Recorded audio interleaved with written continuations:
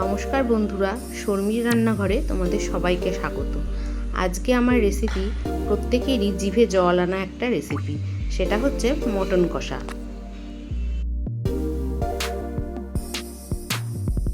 এখানে আমি মাংসটা পরিষ্কার করে ধুয়ে নিয়েছি। মাটনটা রান্না করার জন্য আমি নিয়েছি রসুন, আদা, টমেটো, কাঁচা লঙ্কা, পেঁয়াজ আর নিয়েছি আলু। এবার আমি মাটনটা ম্যারিনেশন করে নেব। ম্যারিনেশনের জন্য এখানে আমি দিয়েছি লবণ 2 চামচ, হলুদ, কাশ্মীরি লাল লঙ্কার গুঁড়ো, জিরের গুঁড়ো, ধনের গুঁড়ো, আর দিয়েছি 3 চামচ টক দই, আর দিয়েছি সর্ষের তেল। এগুলো দিয়ে আমি মাটনটা ভালো করে মেখে প্রায় 1 ঘন্টা মতো ঢাকা দিয়ে রেখে দিয়েছিলাম।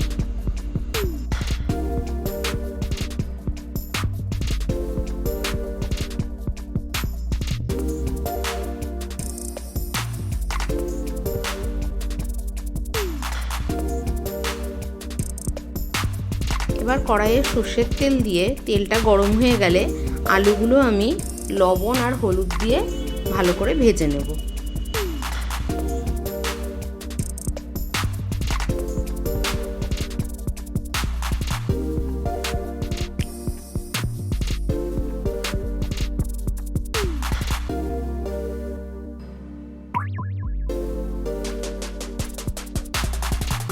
আলুটা আমার ভাজা হয়ে গেছে। এবার আলু তুলে নিয়ে ওই তেলে আমি গোটা গরম মশলা আর তেজপাতা ফোড়ন দিয়ে দেবো।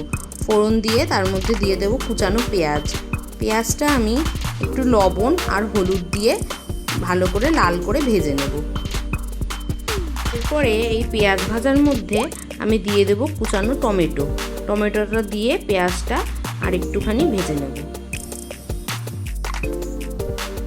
পেঁয়াজটা ভালোভাবে ভাজা হয়ে গেছে। এবার এর মধ্যে আদা, রসুন, কাঁচা লঙ্কা, টমেটোর যে পেস্ট ছিল সেই পেস্টটা দিয়ে তার মধ্যে লবণ, হলুদ, কাশ্মীরি লঙ্কার গুঁড়ো, জিরের গুঁড়ো আর সামান্য স্বাদ মতো চিনি দিয়ে মশলাটা একটু কষিয়ে নেব।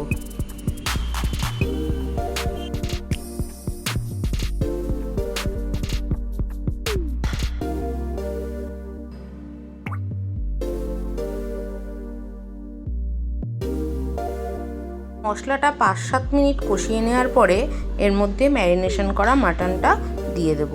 দিয়ে মশলার সাথে ভালো করে মিশিয়ে ঢাকা চাপা দিয়ে গ্যাসের ফ্লেমটা কমিয়ে দিয়ে কষতে দেব।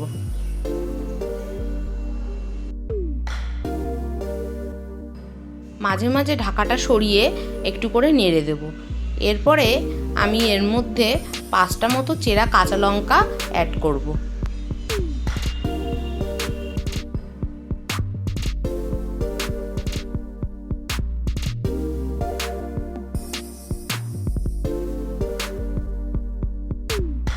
এবার এর মধ্যে ভেজে রাখা আলুগুলো দিয়ে আরও কিছুক্ষণ ঢাকা দিয়ে কষিয়ে নেব।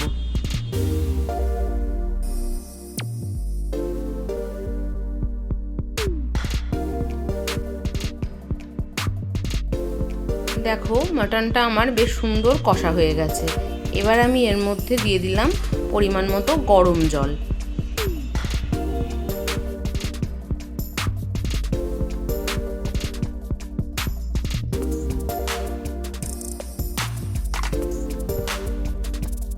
ঝোলটা যখন ভালোভাবে ফুটে যাবে তখন এর মধ্যে গরম মশলা দিয়ে গ্যাসের ফ্লেমটা বন্ধ করে দিয়ে ঢাকা দিয়ে 2 মিনিট রেখে দিলেই রেডি হয়ে যাবে আজকে আমার মাটন কষা। ভাত, ফ্রাইড রাইস, পোলাও, নান, পরোটা সব কিছুর সাথেই ভালো লাগে এই মাটন কষা। তাহলে তোমাদের আজকে আমার এই রেসিপিটা কেমন লাগলো?